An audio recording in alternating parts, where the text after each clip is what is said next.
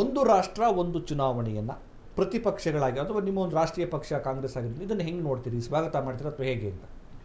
ನೋಡಿ, ಒಂದು ರಾಷ್ಟ್ರ ಒಂದು ಚುನಾವಣೆ ಅನ್ನುವಂಥ ಪರಿಕಲ್ಪನೆನೇ ಮೂರ್ಖತನದ ಪರಮಾವಧಿ. ಭಾರತ ಅನ್ನುವಂಥದ್ದು ನಾವು ಒಕ್ಕೂಟ ವ್ಯವಸ್ಥೆಯಲ್ಲಿ ಇರ್ತಕ್ಕಂಥದ್ದು.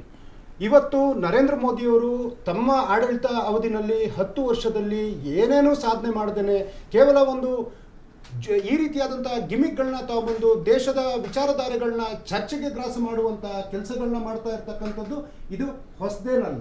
ಅದಕ್ಕೆ ಒಂದು ಸೇರಿಕೆನೆ ಈ ಒಂದು ರಾಷ್ಟ್ರ ಒಂದು ಚುನಾವಣೆ. ಹೆಂಗೆ ಮೂರ್ಖತನದ ಪರಮಾವಧಿ, ಅದಕ್ಕೆ ಡೀಟೇಲ್ ಆಗಿ ಹೇಳಿ, ನಾನು ಸ್ವಲ್ಪ ಒಂದೆರಡು ಪಾಯಿಂಟ್ಸ್ ಹೇಳಿ. ಹೆಂಗೆ ಇವತ್ತು ಬಿಜೆಪಿನವರು ಒಂದು ರಾಷ್ಟ್ರ ಒಂದು ಚುನಾವಣೆ ಚುನಾವಣಾ ಖರ್ಚು ವೆಚ್ಚ ಉಳಿತದೆ ಅನ್ನುವಂಥದ್ದೇ ಬಹಳ ಮುಖ್ಯವಾದಂಥ ಅವರ ವಾದ ಇರ್ತಕ್ಕಂಥದ್ದು.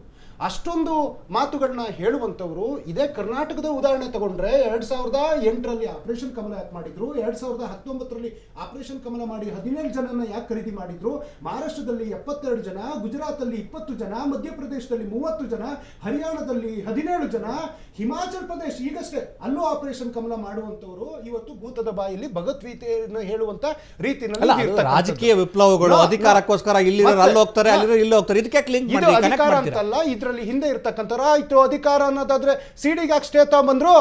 ಏನ್ ಅಧಿಕಾರಕ್ಕೆ ಏನೇನು ಆಫರ್ಗಳನ್ನ ಕೊಟ್ಟಿದ್ದಾರೆ? ಇದು ವಾಸ್ತು 16 ಜನ ಸ್ಟೇ ತಂದಿದ್ದಾರೆ. What ever. ಇವಾಗ ನಮ್ಮ ರಾಜ್ಯಕ್ಕೆ ಬರಬೇಕಾದಂತಹ ಮೂಲಭೂತ ಹಕ್ಕುಗಳೇ ನಮಗೆ ಕೊಡೋದಕ್ಕೆ ಇವರಿಂದ ಆಗ್ತಾ ಇಲ್ಲ. ಅದು ನೀರಾವರಿ ವಿಚಾರಕ್ಕಾಗಿರ್ಬೋದು, ತೆರಿಗೆ ವಿಚಾರಗಳಾಗಿರ್ಬೋದು.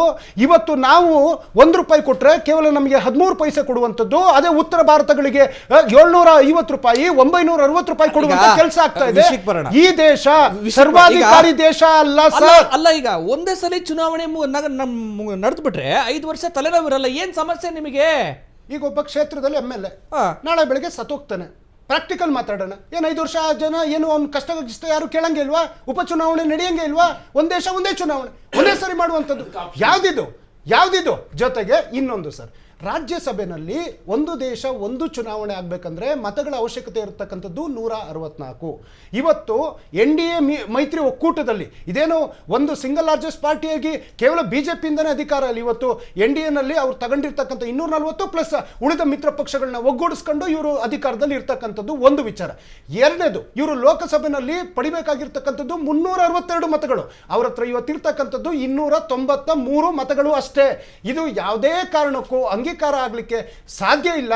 ಏನಾದ್ರೂ ನೀವು ದೇಶಕ್ಕೆ ಒಳಿತು ಮಾಡಿರ್ತಕ್ಕಂಥ ವಿಚಾರಗಳನ್ನ ಹೇಳಿ. ಯಾಕೆಂದ್ರೆ ಪ್ರತಿಯೊಂದು ಇವರ ಮಾತುಗಳು ಹೇಳಿಕೆಗಳು ಪ್ರತಿಯೊಂದು ಹುಸಿಯಾಗಿರೋ ಕಾರಣ ಪ್ರತಿಯೊಂದನ್ನು ಡೈವರ್ಟ್ ಮಾಡುವಂಥದ್ದು. ನೀವು ಮುಂದೆ ಅವಕಾಶ ಕೊಟ್ರೆ ಅವರ ಹಿಂದಿನ ಘೋಷಣೆಗಳು ಅದರಲ್ಲಿ ಯಾವ ರೀತಿ ವಿಫಲರಾಗಿದ್ದಾರೆ ಅದನ್ನ ಹೇಳಲಿಕ್ಕೆ ನಿಮ್ಮ ಕಾಂಗ್ರೆಸ್ ಸರ್ಕಾರ ಸ್ವಾತಂತ್ರ್ಯದ ನಂತರ ಇದೇ ಇದನ್ನೇ ಮಾಡಿತ್ತು, ಏನು 3 ಚುನಾವಣೆಯನ್ನ ಮಾಡಿತ್ತು ಮಾಡಿ ತದನಂತರ ನಾವು ಇಲ್ಲ ಅಂತ ಇಲ್ಲ. ಮತ್ತೆ ನೀವೇನೋ ಹೇಳ್ತಿರಲ್ಲ ನಾವು ಮಾಡೇ ಇಲ್ಲ, ನಮ್ಗೆ ದಿಲೀಪ್ ಗೌಡ್ರು ಮಾತಾಡಿ.